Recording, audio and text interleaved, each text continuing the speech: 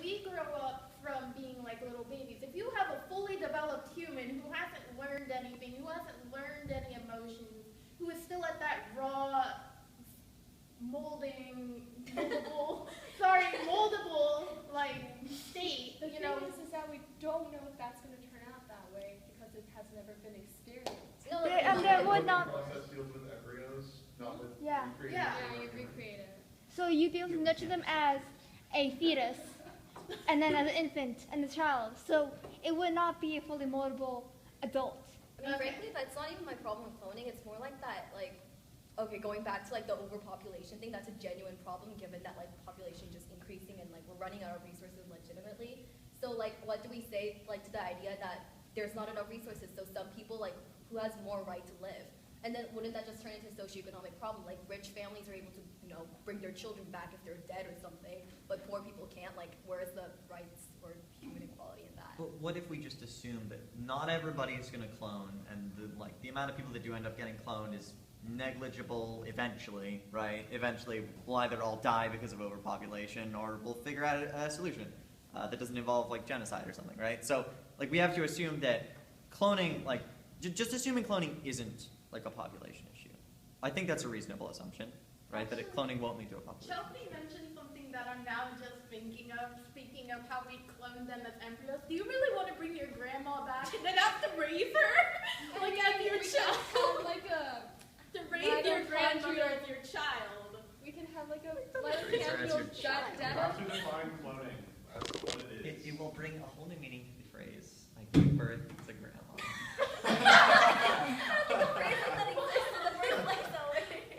That's a good point. A very good point, actually. So I was thinking,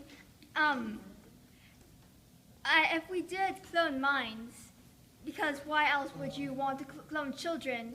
Then, what if the person didn't want to be cloned? What if they You didn't? can just choose not to be cloned. Yes, but what if someone chooses to clone them anyways? Well, I feel like we should, when, like, this has never been tempted before, so once it actually becomes something, they should have regulations that will take care of that. I mean, they probably will have, I mean, you can't really clone someone without their permission because you're actually taking away a part of them or whatever and stuff like that, so yeah. What if they were just like, find your like hairbrush or something? They could like take a hair follicle and recreate you. What about dead We're people? messing with genetics, and like Mr. Thornberry said, you know, putting them in a different situation opens up, you know, turns on different genes. Have we ever considered the fact that this could end up creating some sort of cancer or something to that effect? Like, what about like bringing back people who are already dead that before cloning actually, you know, becomes a thing or whatever? Like, do we have the right to decide whether they live again or not? Like, what if we decide to bring George Washington back?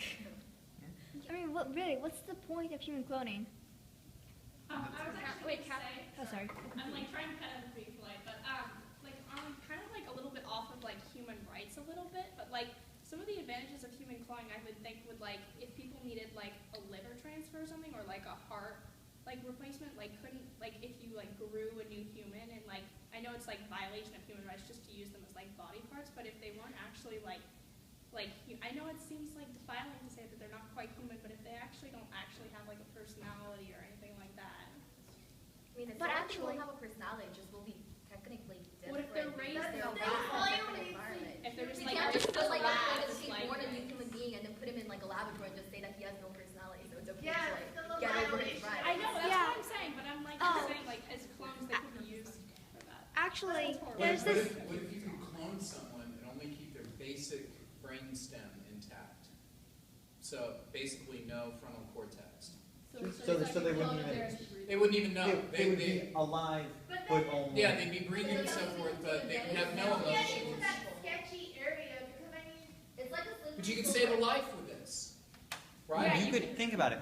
There's also applications for like genetic modification where if you so desire, you can like breed a baby like to not like have this. Right? I mean, it sounds weird, but it actually makes sense why you would want to like. there's a lot of still of that argument. Like, it reminds me of like the abortion topics where you talk about what defines, you know, a living person, what defines life,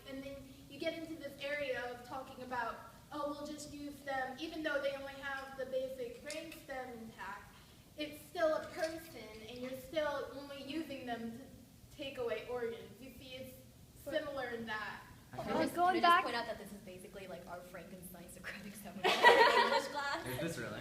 Yeah, like this is all we talked about. Okay, so going back to Catherine's comment, you don't need to grow a whole human being. You can grow stem cells in a liver, so you don't have a brain, which constitutes a human being. But then you're just cloning the organ. Exactly. I mean, We that's- should just clone organs. There Well, is it's a there human is actually organ, though. research going into that, but it's technically different. It's technically different. It Creating is. organs like that is technically Yeah, like not. you could 3D print like parts of Yeah, organs. 3D You don't have to printing call that- of, you like, wouldn't call that a organs. human being, Yeah, right? it's actually Like, been that's researched. different, It like- costs a lot of money still, but it is being researched. But I mean, if we're talking about cloning humans in general, I would assume, I mean, I was under the understanding that we're talking about the whole human, not just like organs or body parts, which is a different subject all its own. Like honestly, like even if you get like, I mean, turn certain genetics off, like only leave the basic, that just, I feel like that's a slippery slope argument to like, what do we do with disabled people or like mentally disabled or whatever? Like, Yeah. do we have the right to just do whatever we want with them just because they're not fully like, you know, functional as what we define as human beings? Here's the question though, right? If you knew that that like your baby was going to be born and they were going to have like a mental disability, right? That's actually an option right now to get rid of those. Yeah, I know. You could change it, right, so that that would not happen, right? That's like a genetic option. But is it better to have like a race of people who aren't all perfect and, you know, some of us have disabilities, right? Is that just more worth it than, right? Because we could change them, but then you get into the whole theory where, well, if you wanna make humans so perfect, you could give us all, like, you could give every human like the perfect genetics if you so desired, and we would just be a race of super people walking around. In Right. fact, we probably all look about the same. Right, but like how do we even define perfect? Because if you Yeah. talk about like physical appearance, standards of beauty have changed constantly throughout time. Like what do we just like make everyone think the same way, look the same way, because that's what our generation, you know, deems perfect? What if someone like clones an army of Hitlers? That's kind of what I was thinking too. I when we mean, were talking about bringing Hitler people on his back own from the isn't dead. really much of an army, is he? Right? He was just a really bad dude. You'd actually need like an army of like Clone people. Hitler to command an army of Arnold Schwarzeneggers. Able Arnold Schwarzenegger. That'd be Who said horrible. Arnold Schwarzenegger wasn't already evil? Well, I mean, there's gotta be, since this, like I said before, this has never been actually done before. And I know that we can just basically clone, like an alternative to human cloning can just be cloning organs and such. But that's not the same thing necessarily, though. But it's not safe necessarily, but I mean, it's just we can still excited. Just tempt it. because we can do it doesn't mean that do we have to. Like, cause like Should. there's like incidents with like what was it, like Hawaii, like they genetically breed like a better I don't know, strain of pineapples or something, and they thought everything would be, you know, perfectly fine because, you know, more pineapples, better economy and stuff. But like it turned out that it has some like really messed up genetics that didn't actually go with the environment, and that basically like took over the entire Pineapples? Hawaii island. I mean, Other pineapple trees. This is a legitimate thing. Technically, every banana that you'll find in a store today is like genetically Genetically modified. modified. They're all Yeah. like mutant bananas. Like, I mean, sure, with fruits, like, we can't say that it has that much of a bad impact, but, like, if it comes to human beings, just because we can do it doesn't mean, like, Genetically modification isn't necessarily the same as cloning because you can modify a few things, but it's not taking the exact DNA and making a replica of it. It's not. I bet if you asked a lot of like people who were born just like they were like born without use of like some of their limbs, right, or like born with some sort of like genetic defect that they're like shorter or something like that, right? You could ask those people like, if you could change, right, would you?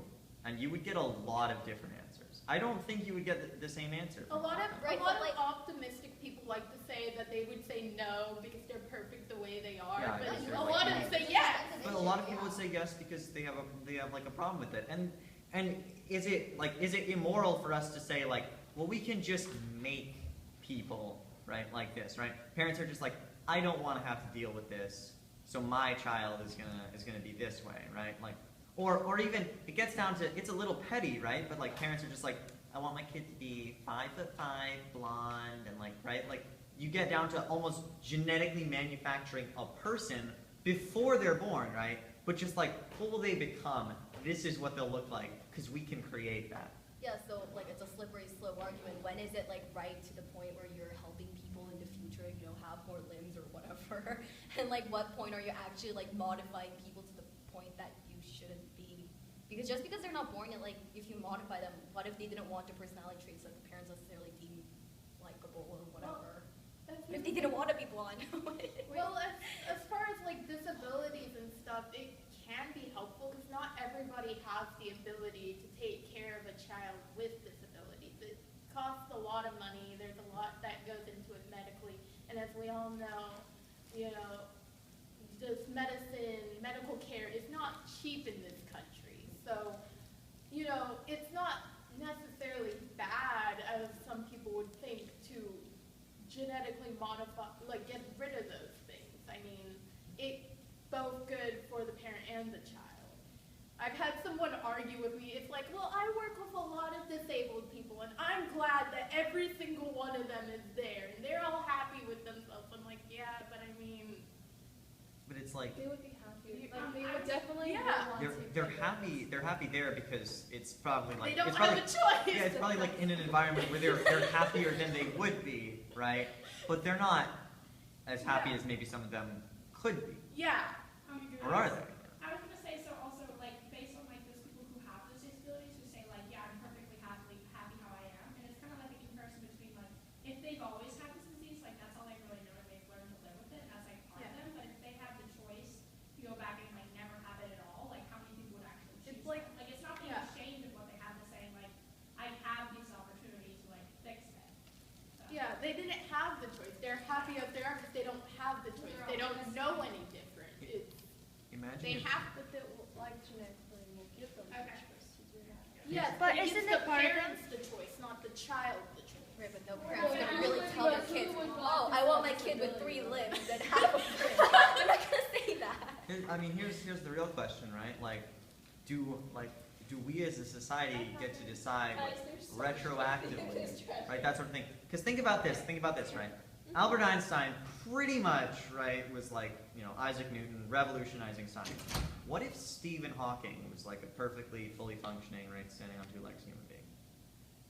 How much more would he have been able to do, right? Was he pretty much just as effective, like, in a wheelchair with his disability as he would have been? Well, changing him like that, it could have turned out totally different. He might not have ended up being like the smartest man ever. Yeah. He could have Actually- ended up being like, you know, some just a regular person, you know? I mean, it changes everything. Actually, he found out about his disease in college, and that's after most of his formation and after he was deemed super smart, so I don't think that would change anything. Right, but that's kind of a specific example of representing like smart people in general. It can Yeah. also come down to like other more specific, I mean not specific, like in general cases. Like, What do if- we really know that every single like disabled people will have more meet their fullest potential as not disabled or whatever ableist? What if he like happened to read a book from like one shelf over, and that's like the book that made him want to become a scientist, right? It's easily possible. I mean, yes, it's a little far-fetched, right? But that's sort of